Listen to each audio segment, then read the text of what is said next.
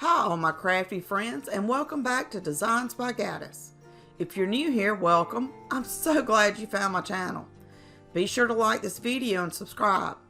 By doing so, you will help others, just like yourself, be able to find my home decor DIY videos. Today, I'll be turning this Dollar General sign into a cute spring and Easter tiered tray sign. I actually got this sign for half price last year. It was 75 cents, and you can't beat that. I used a pair of pliers and removed the metal piece from the front. I wanted to remove the paper from the picture so I could paint it. I used rubbing alcohol in a scraper and started removing the paper from the picture. It took some work, but I eventually got all the paper and glue residue off, and then used my hot air gun to dry it. I decided to paint the picture with brown acrylic paint first, and then I used white chalk paint. I'm running low on white chalk paint, so I poured some onto the picture and painted it. At first, I thought the sign was actually wood, but it was actually hard-pressed cardboard. So the alcohol made some of the edges of the picture swell up. I decided to use tumbling tower blocks to create a frame around the edge so it would cover up the swelling.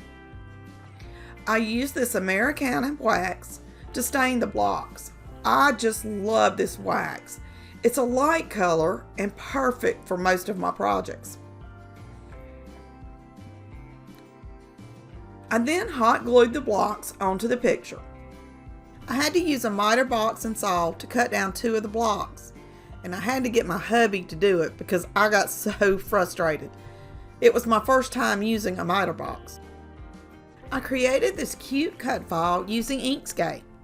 I am currently learning Inkscape and plan on starting a series to show you how you can create your own cut files using Inkscape.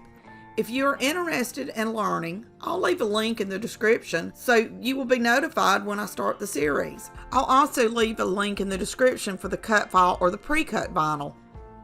I layered the different pieces onto the transfer paper and then applied it to the sign. I then applied gloss Mod Podge to the entire picture frame.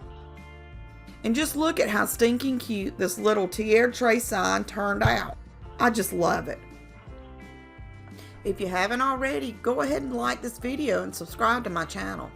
I upload weekly home decor DIY videos, and you know you don't want to miss any of them. So go ahead and hit the bell notification so you'll be notified when I upload a new video. And as always, thanks for watching. Until next time, happy crafting!